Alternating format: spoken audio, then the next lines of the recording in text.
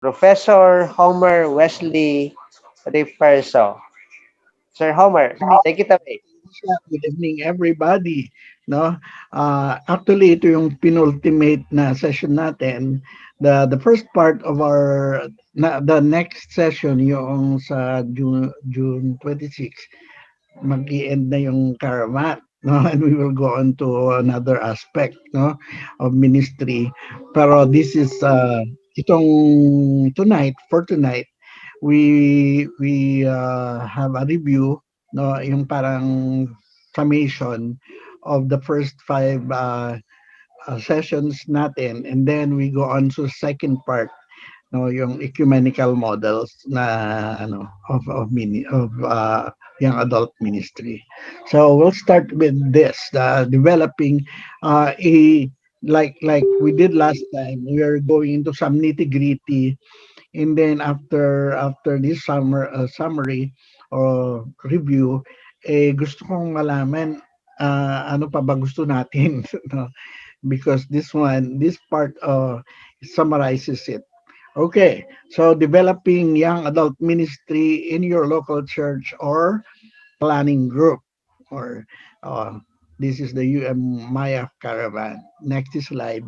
This presentation will help you get started on the way to developing a vibrant young adult ministry in your church or planning group. It includes a plan for getting started, different models of young adult ministry, and some pointers. Okay, so go next slide. Okay, so to get started, you gather a team, yung nandyan na yung adults, yung mga interesado yung adults, kung may set of officers naman, of course, they are the team. And then you collect information, then evaluate and strategize, and then begin. Okay, so next slide. Okay, gather a short-term team of parish or planning group leadership staff and young adults representing different groups and lifestyles, married, single, students, young parents, and single parents.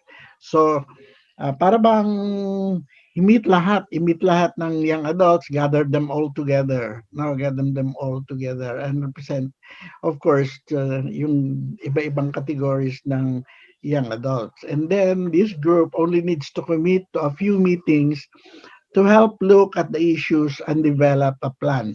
Ito yung talagang mag-uumpisa kayo na ng MyF group, because I'm aware that there are many local churches na wala talaga pang MyF group na organized.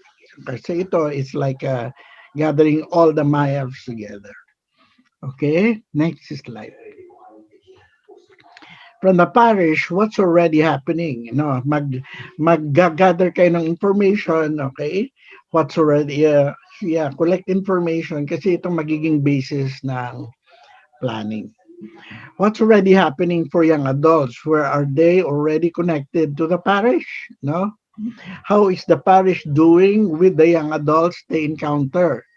Is the parish a welcoming place for young adults? So parang evaluation ng local church on how it is dealing with young adults. Okay? And from the point of view of young adults, through interviews or informal conversations, determine needs and interests of young adults in your area and their perceptions of the parish. Kung mag-organize tayo ng MAYAP, ano bang gusto na nilang mangyari? Ano bang expectations ng mga young adults sa MAYAP organization ng local church? Dapat may ano yan, may interviews at saka may concrete na mga na information na makukuha so that the the MyF group that will be established will really flourish. And then from nearby parishes and planning groups, campus ministries, what are neighbors doing that you could connect with or learn from? Ano bang ginagawa ng mga MyF sa ibang church, sa kabilang Methodist Church o doon sa UCCP Church o sa Baptist Church? May ginagawa ba sila na programs ng adults. Okay, so you need those information in order for you to establish your own, no, in your local church. Next, and then evaluate and strategize.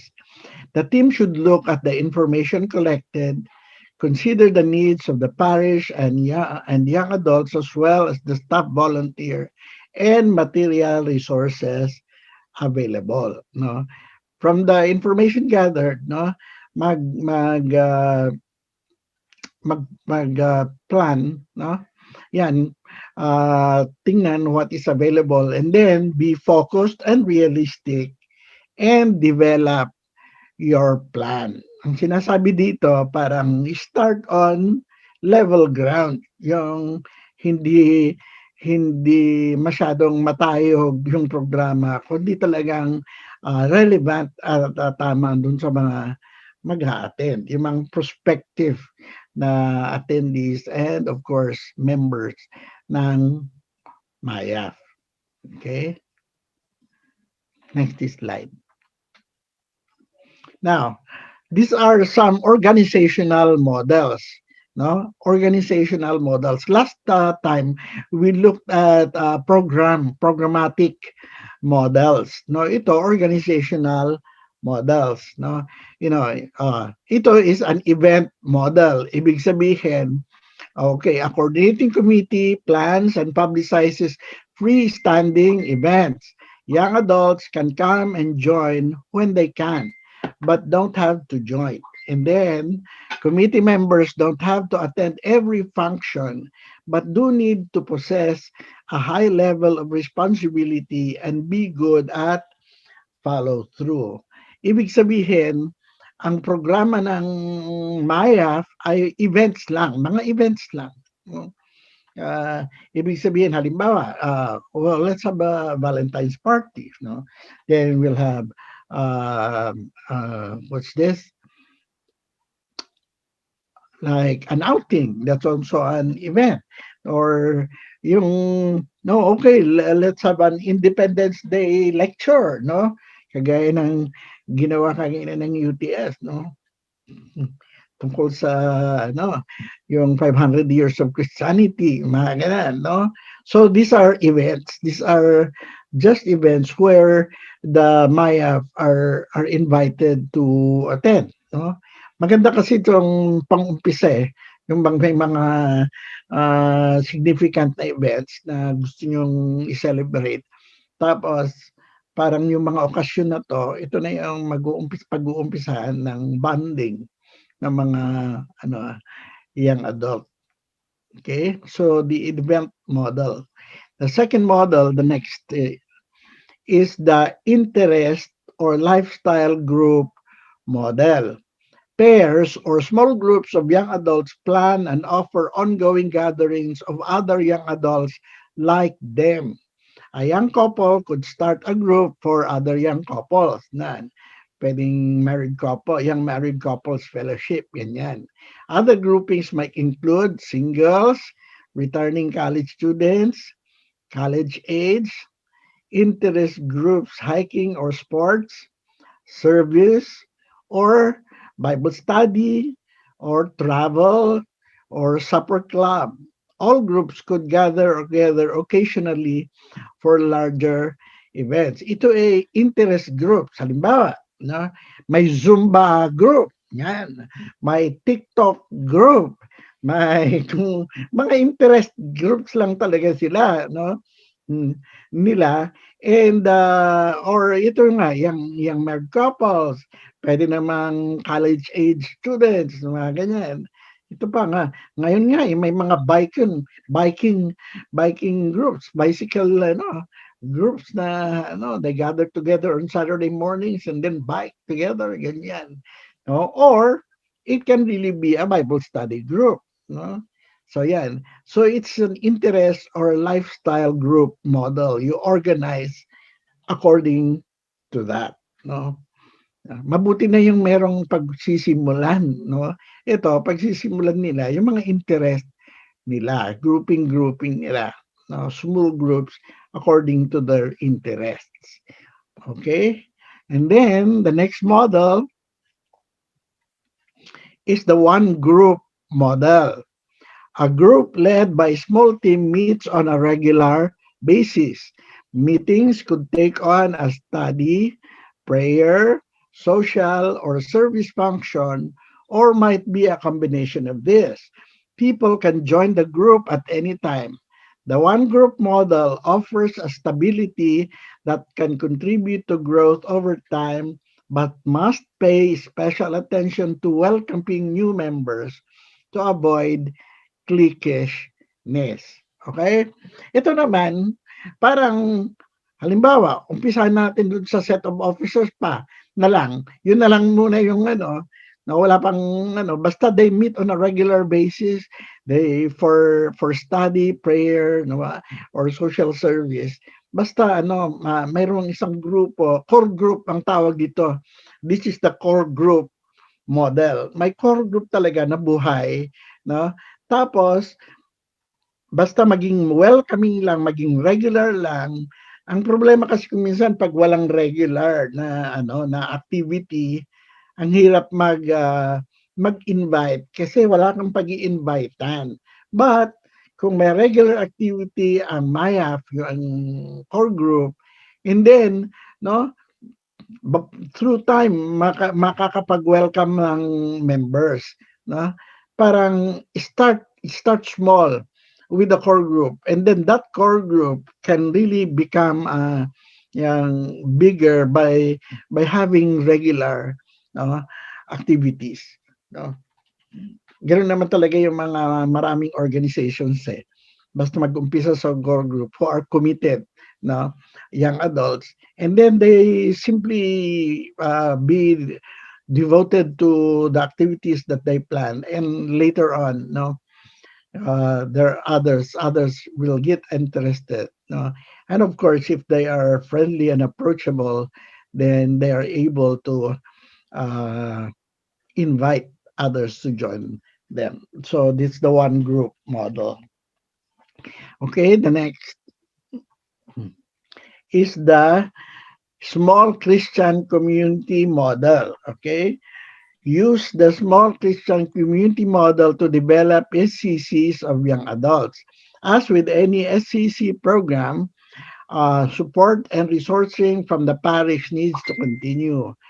A team may not be needed for this model, but a volunteer or parish staff member with SCC experience is important. Itong model na to is initiated by a staff of the church. Yung paid staff, halimbawa yung diaconisa. Yung diaconisa, mag-organize siya, mag-visitation siya, ganon. Para bang, parang one man muna model. Yung bang kung wala talagang mga yung adults na yung sabi na natin nagtitake ng leadership, then a staff member of the church or the young adult coordinator can be the one, or the sabi ko nga yung diaconisa or associate pastor or even the pastor himself will be the one to organize a young adult group, no, na siya muna o yung coordinator muna, no, ang mag-take ng steps ng lahat ng gagawin, and then later on develop, no, hopefully develop a team, no. But it starts with a small Christian community model, and this one, um, it takes uh,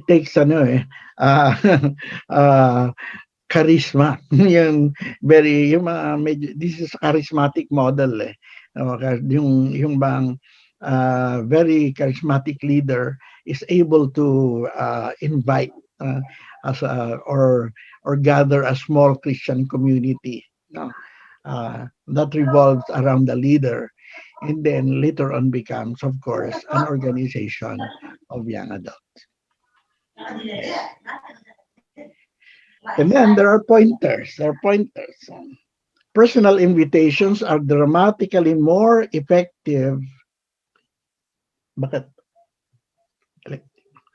Drama- Personal invitations are dramatically more effective than bulletin announcements or letters for recruiting committee members and participation for events. Ibig sabihin, personal invitations can be face-to-face, but it can also be through chat group. Yung chat group dun sa Facebook, ganyan. Very personal kasi ang interaction na rin dyan sa mga social media. So, they're more effective than simply announcing it on the pulpit during worship. No? Mas maganda yung mga personal touch, no, na invitation. While the planning team is moving through their process, begin to look around for young adults who might serve on a longer range committee to execute the plan. This may be some of the young adults on your current planning team. Ang sinasabi dito, no, uh, on the initial stage, look for very capable, no, and those who are promising, no, young adults na magiging members for a longer range committee to execute the plan. No? And then have one person, either staff or volunteer, who is ultimately responsible to see things through. Okay? Usually in the United Methodist system, yan yung coordinator. Ayan. Or kung wala nga, yun yung volunteer staff, no? Yun ang magti-take muna ng leadership to see things through, no? Yung masigasig talaga na committed at masigasig na volunteer staff or a staff talaga to look at the or coordinator to organize, no, the young adult group. Next. Next slide.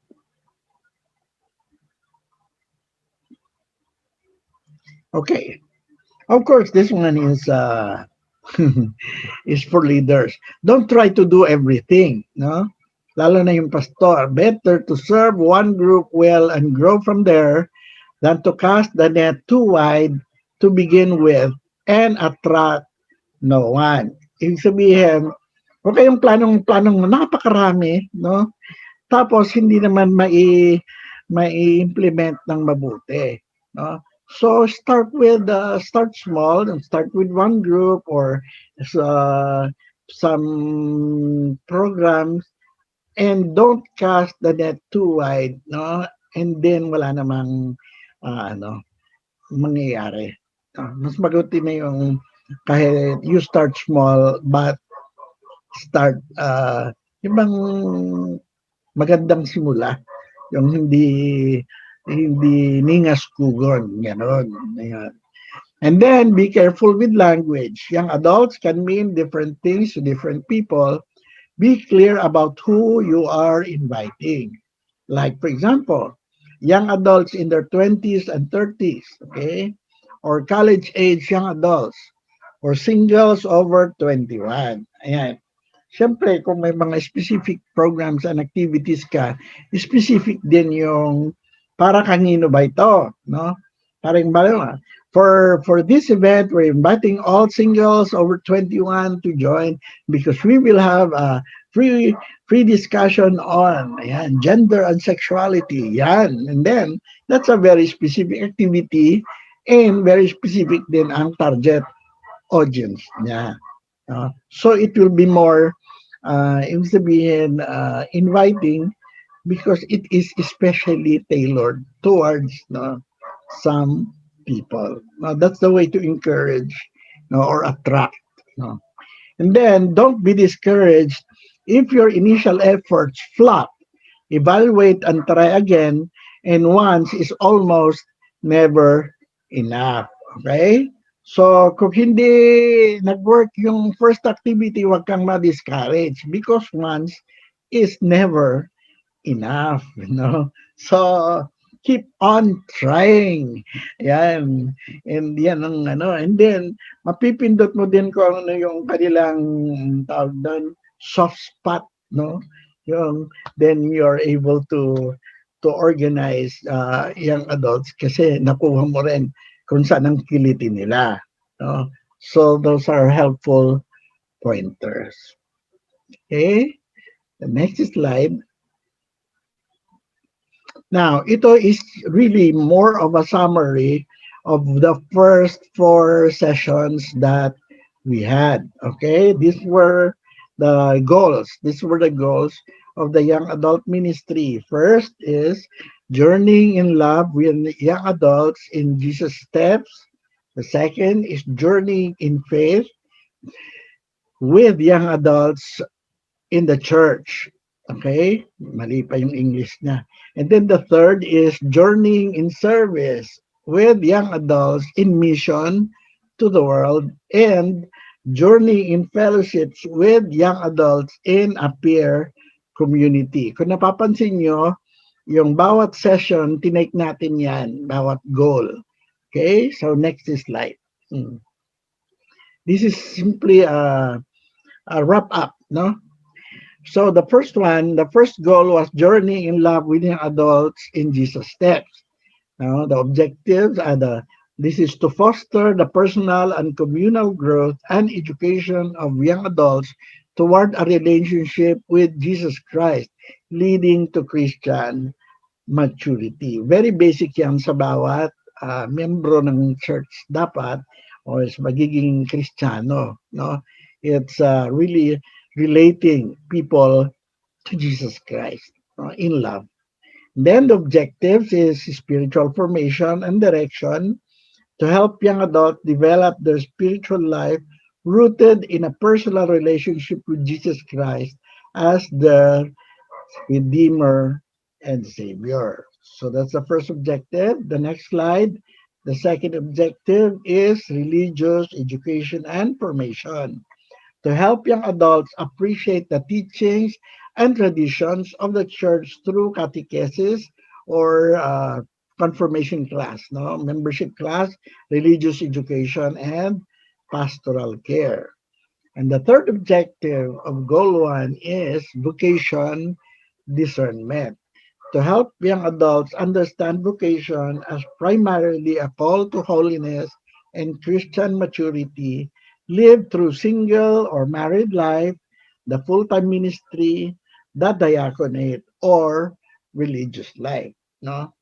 Okay, na-discuss natin yan, how they would identify no, yung vocation nila. And then, yung goal two is journeying in faith with young adults in the church. Okay?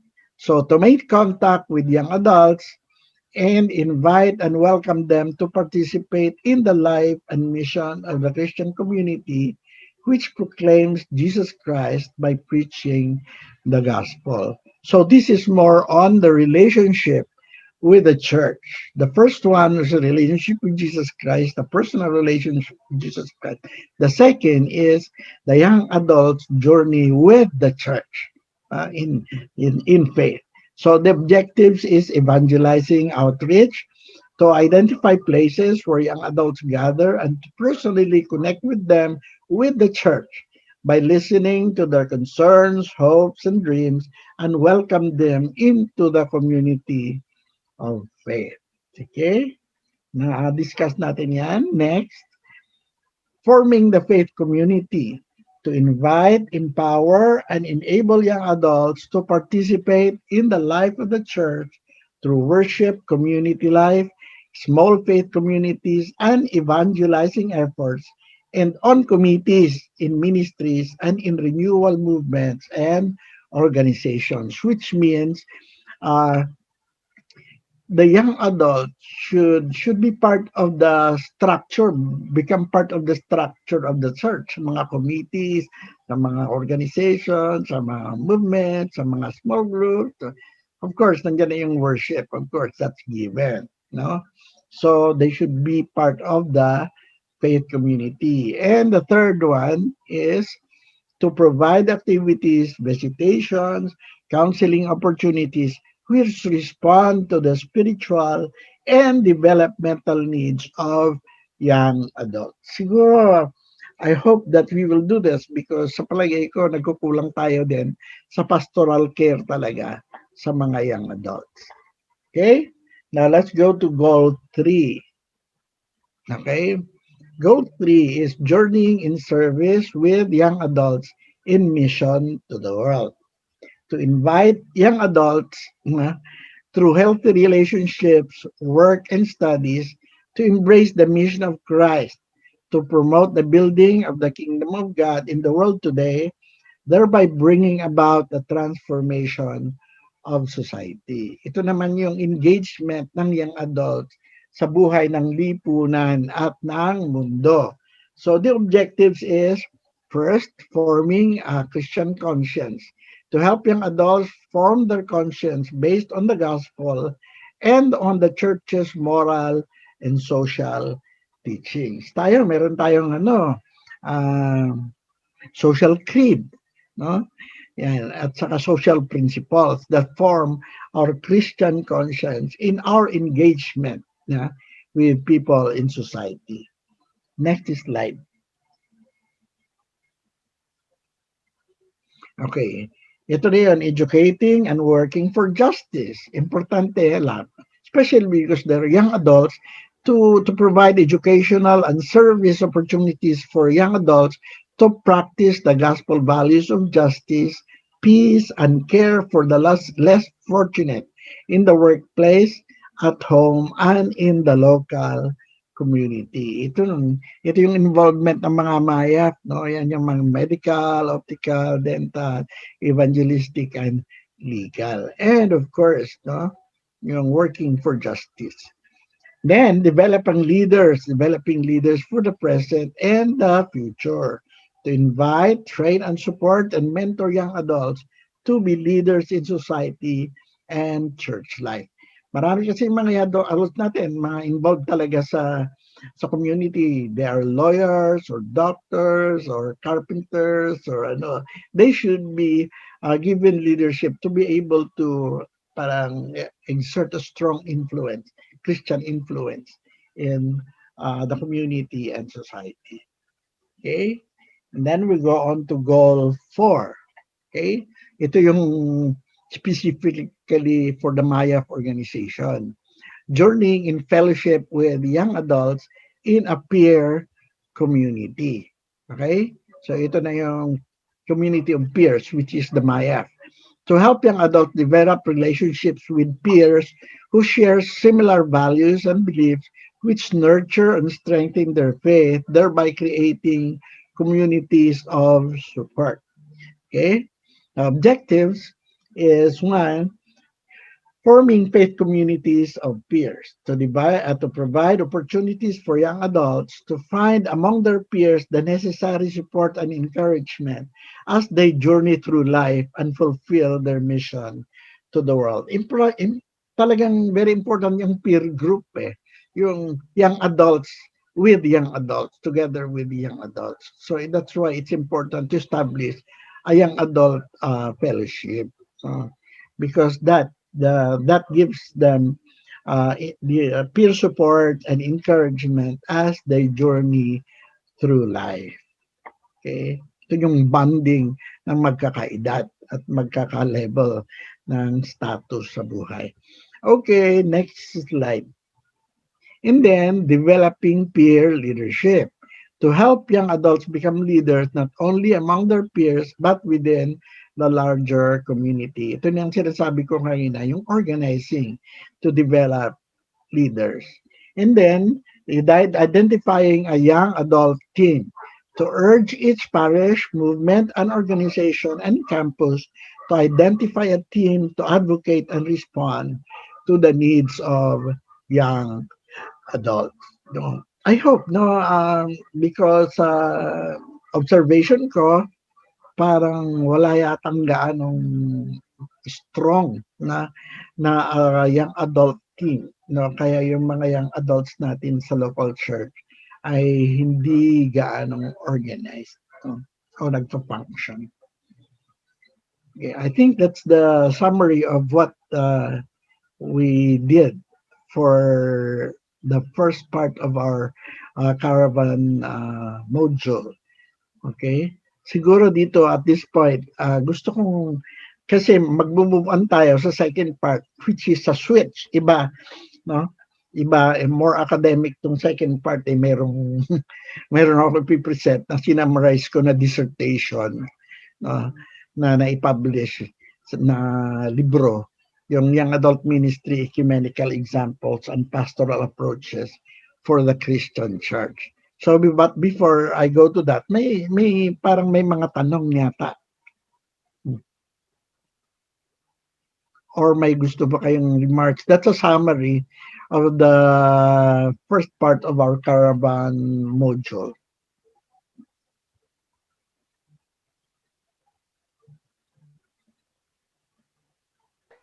Mga kapatid, meron po tayong mga inquiries or remarks or insights na gusto nating i-share.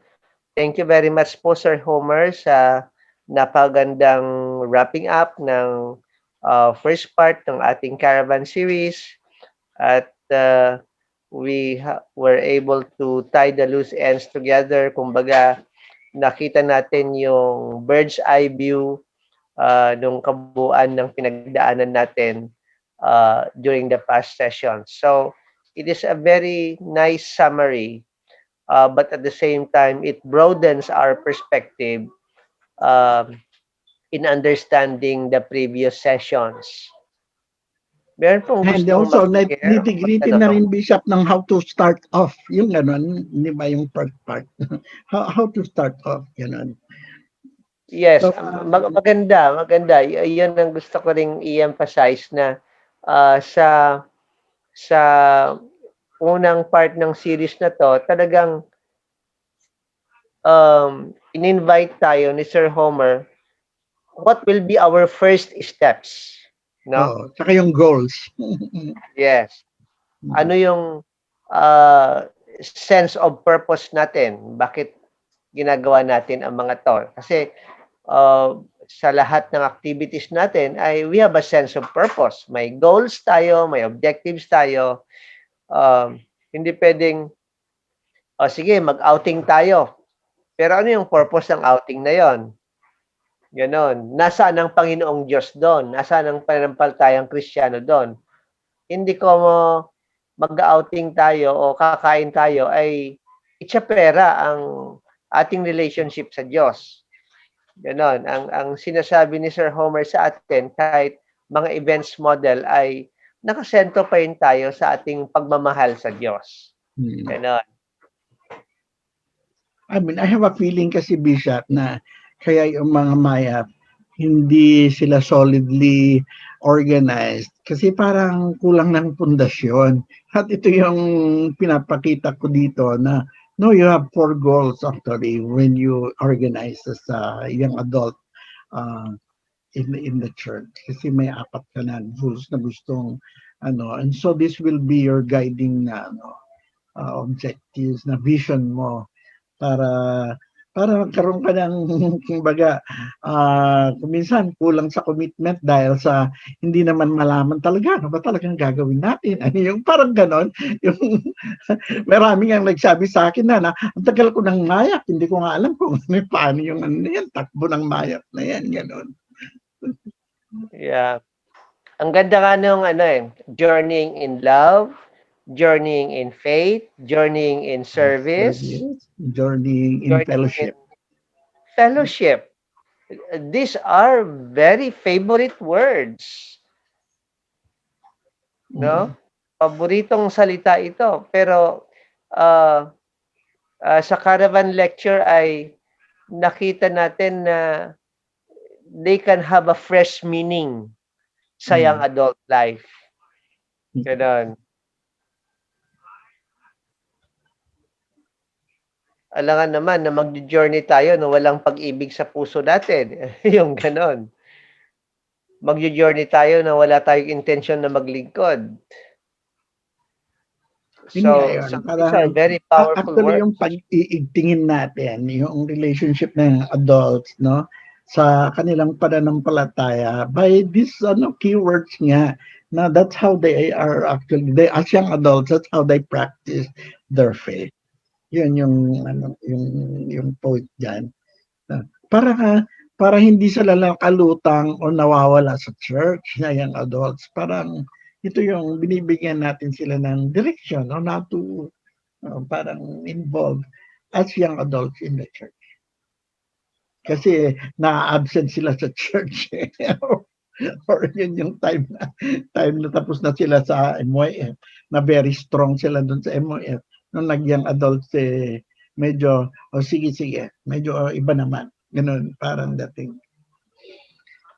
Although actually, Bishop, that's what I want to hear from young adults who are attending na kumusta ba talaga yung state of young adults doon ng young adults na Maya sa kanilang mga churches. I want actually some feedback, no? And kung ano man, kumbaga. Yeah, yung mga mayaf dito,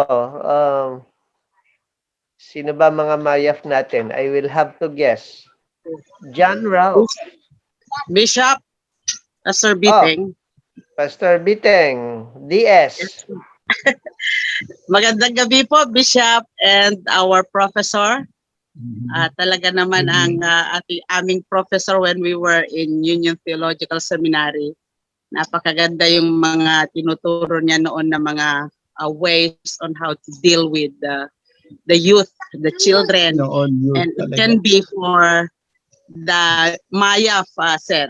Yeah, I remember those when we have those techniques on how to teach Bible study. I remember when I was involved with the young adult, nung nakapunta kayo, Bishop, dito sa Dugo, yung mga napaka active na mga mayaf noon during the time of yung sina Dr. Marwin, yung mga sino ba yon, si Sir William si Tolentino, yun yung time nila. Napaka-aktibo talaga yung mga mayaf na yon during that time. At ang nakita ko, nakita ko sa kanila talaga, napaka-importante yung joining with service. Yeah, yung fellowship, napakahalaga sa kanila yon. Yung banding nila being isang mayaf, napakahalaga yung mga ganun na kailangan nating gawin sa mga churches. Bigyan natin sila ng panahon para magkaroon ng pagplano kung paano sila mag-serve sa outside their church and even the church. At makikita mo kung sila yung magpaplano, gagawin nila talaga yan. They have all the funds, they have everything, kaya magawa nila. Ang nakita ko talaga na kailangan nila kung paano natin bigyan yung panahon na makiupo sa kanila. Minsan kasi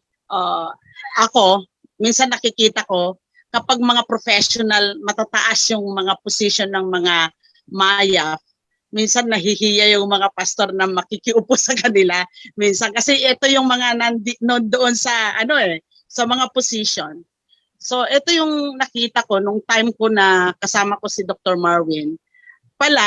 Kahit matataas na yung position nila, pag makuha mo talaga yung kanilang passion sa service, sa mga services nila, alam ko na makukuha natin sila.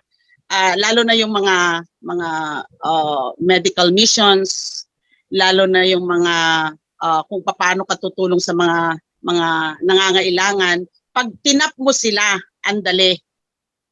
Yun yung isang bagay na nakita ko sa kanila when I was with them. Yung mga mayaf talaga napaka-active nila noon, yung time na yon. Ewan ko ngayon talagang medyo konti na yung mga young people, yung mga young adult. Pero yung time na hahantong yung mga mayaf from MYF to UMIF, yung 23 to 24, doon mo sila gagamitin. Yun yung time na kailangan mong gamitin sila for UMIF. Kasi DJ Ilocano, kanyateng ako na kabarbaraan da pailaan. Well, iso Yan, nga, tama. Parang dahil nga sponsor them panahon, during the transition. Yun. Huwag yes, mo silang sir. pabayaang Yun yung, ano, oo. makaalis. Kasi, eto kasi yung eto kasi yung dilemma sa kanila. Ano yung pwede nilang gawin? Kasi yung feeling pa rin nila nasa MYF.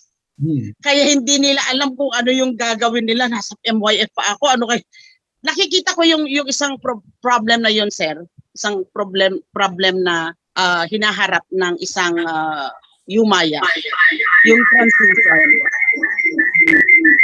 Ano yan? Ano yan? Yung transition na yon. So Yan, yung tama. question ko, papaano ba natin, ang dami kong nasabi tapos question ako, papaano ba natin talaga tutulungan yung mga Yumayap na tutungtong doon sa first year nila sa pagiging Maya? Usually, ito yung mga, yung establishing their careers, yung gano'n. Maganda yung, magkaroon sila ng mga common interest na, na i-pursue, ganyan. So, parang, actually, ang underline dun sinabi mo, importante yung pastoral care talaga. Yung bang, yung kadikit na pastor, kadikit na church, importante yun para hindi sila, umalis. At yun, ay usually, na-establish sa bonding na and then yun yung pastoral care, yung counseling, kumusta ka, paano na, anong next step mo, naka-graduate ka na ng college, yung ganyan, yung ganon, yung it's really more on vocational and career counseling ang importante yan kasi nag-uumpisa sila, no? At yung iba naman mag-uumpisa na ng pamilya, ganyan. So those initial steps are really very potent na na opportunities for pastoral care upang hindi sila ay na parang they feel they're not left out or left alone. Yun. Importante talaga ang pastoral care. Thank you po, sir. Thank you.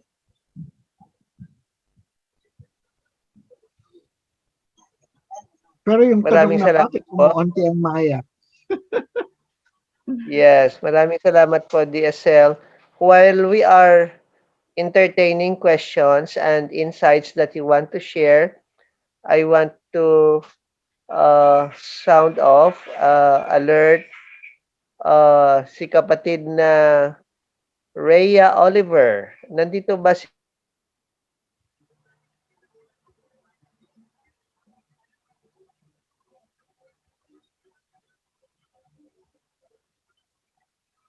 Can Sister Rhea prepare to lead prayer mamaya? Kasi pang Mayaf to. So kayong mga Mayaf ang magpi-pray ngayon. Okay? Meron pang gustong magtanong kay Sir Homer o mag-share ng kanilang reflections?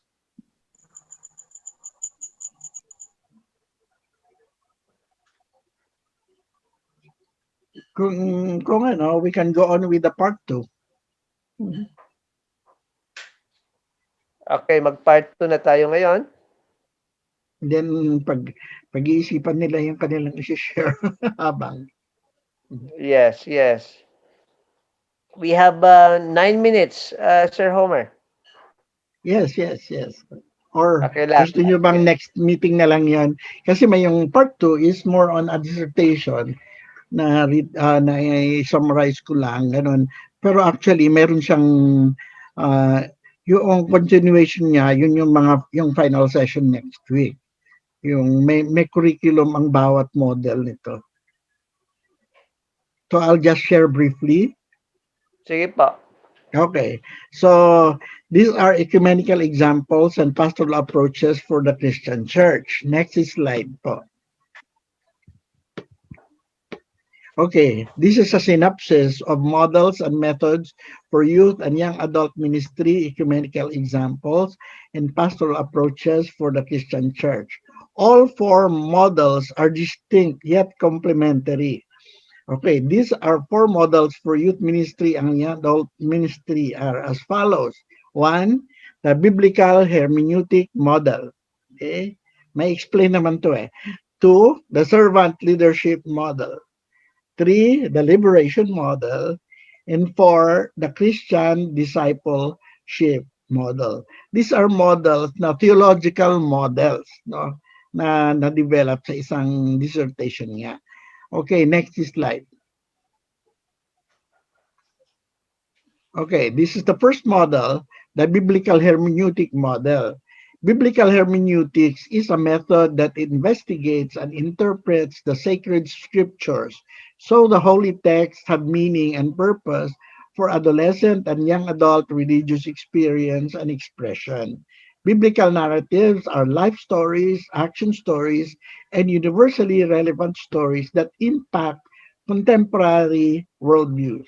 The Bible informs, forms, and transforms the human consciousness. Next slide. Therefore, the principle of the biblical hermeneutic model informs, forms, and transforms the reader by private interpretation that has been shaped by culture, community, and tradition. Youth ministers and young adult ministers will have to adopt reading methods and Bible study strategies that allow biblical narratives to address young people's issues and concerns, as well as develop biblical spirituality and biblical literacy. Okay, ang challenge nito is for the church to develop curriculum talaga, Bible study lessons geared, no, to address the stage of young adulthood, no. Medyo kulang din yata tayo ng ganyan, ng mga curriculum na Bible study lessons for that. Next slide. And the distinction of this model is interpreting the Bible for pastoral reflection and ministerial practice. And the theological objectives is to deepen the knowledge base and appreciation of the scriptures, to empower the reading and studying of the Word of God as a living book, and to engage in the biblical hermeneutic process. Lalo na kasi ang mga young adults, they are at the stage of cognitive development na very creative. You know? They really can discuss deeply issues from a cognitive point of view. Okay? So, next slide. The pastoral objectives is higher biblical literacy and comprehension, and become inspired to read and engage in Bible discussions, and to overcome experience of biblical complacency. I have the feeling na sometimes, no, yung mga young adults medyo well, maybe I should base it from my own experience. Yung dalawang pamangkin ko, napunta yung isa sa CCF, napunta sa Victory yung isa, kasi parang ang sabi nila sa akin, Uncle, doon kami nag-grow. And I think this approach, this model is the one that we ought to develop sa ating church, yung biblical hermeneutic model wherein they really are growing in their faith dahil doon sa mga natututunan nila patungkol sa Biblia at pananampalataya. Okay, let's go to the second model. The second model is the servant leadership model. Servant leadership is probably the most difficult to realize because most of its fruits will be seen after students graduate from high school and college and move on from the youth and campus ministry setting. Servant leadership can also be viewed as threatening because it implies that the one who serves the most is the leader. By its very nature, servant leadership puts the subordinate first, the followers first, the employers first, etc. Next slide. This can be a threatening proposition. The three backbones of servant leadership are listening, acceptance, and empathy. A good leader listens well, but an exceptional leader listens well with acceptance and empathy.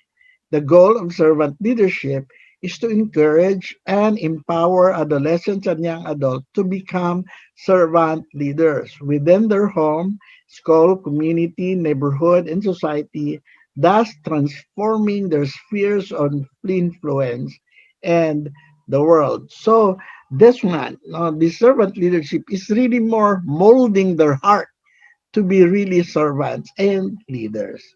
Okay, next slide. The distinction is learning the art of leadership through service and service learning. This is more than an action approach, of model, action reflection. Trilogical objectives is raise the consciousness about the theory and practice of servant leadership, then teach the 10 characteristics of a servant leader, and then develop an ethic of caring for individuals and community. Okay? So those are the theological. It's really more molding the heart. And then the next is the pastoral objectives is learn to choose service to lead through service and become empowered to be leaders within society, become potential, ano ba yan, hindi ko man yung English niya, through servant leadership. Ibig sabihin na fulfill yung potentials nila by becoming servant leaders. Okay? Go to the third model. Next slide. This is the liberation model. Liberation is a theological concept that emphasizes human response to an invitation of salvation in Jesus Christ. Liberation theology calls the Christian church toward tolerance, compassion, justice, and peace. In the context of this book, the themes of inculturation, multiculturalism, and interreligious openness will be stressed as liberation topics. It's more on dealing with the outside world. No. Next, and then liberation motives also takes as its primary concern the idea of emancipating oppressed peoples from unjust political, economic, or social subjection. Liberation is a theology of reflection and praxis that identifies with the gospel commitment of love, caring, and action. Liberation is born of shared vision to abolish unjust situations, to build a better society and humane world. Next slide, yung distinction niya, the distinction is focusing on the poor, the marginalized, and the disenfranchised in society. Yung talagang teaching young adults to really, really look at the plight of the marginalized. Kasi nandun na sila sa stage where they can actually do something. And then the theological objectives is encourage a theological praxis to take shape within the ministry and establish pedagogy from the three areas that help to contextualize liberation theology. And then ito mga big words, teach inculturation, multiculturalism, and interreligious openness. Kaya sabi natin na ecumenical approaches sa mga ito because it really parang encourages going acceptance of different faith persuasions and the philosophies. And then the last one, a pastoral distinction. Next slide. The pastoral objectives is become attuned to the inculturation in their lives, encourage to appreciate cultural diversity, and learn to be open-minded to another religious to, an, to, an, to another religious persuasion. Okay, and the last, which is the most common, it should be the one that we pursue really, is the Christian discipleship model. Throughout the centuries, the discipleship has been continuously affirmed and held in high esteem as being the predominant paradigm for devout and dedicated Christians. There are other Christian paradigms such as virginity, martyrdom, and monasticism, but discipleship appears to be the measuring stick for authentically committed Christians. Okay, next slide.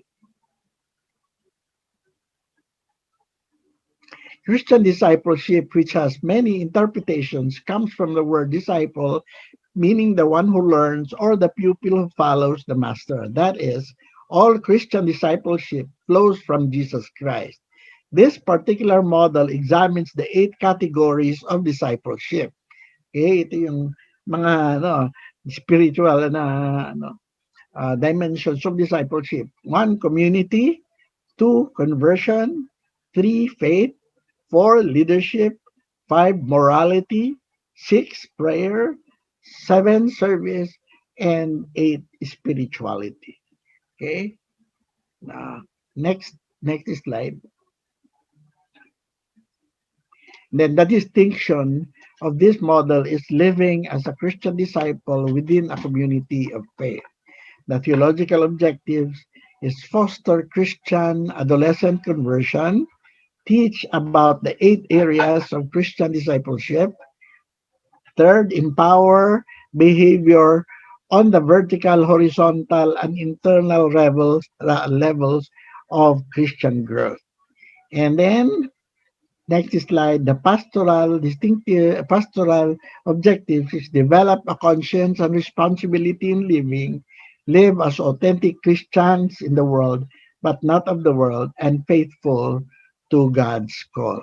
So we will continue with this. Actually, we will continue with this. I just gave you an introduction to this, but that will be the burden of our last session, which is next week.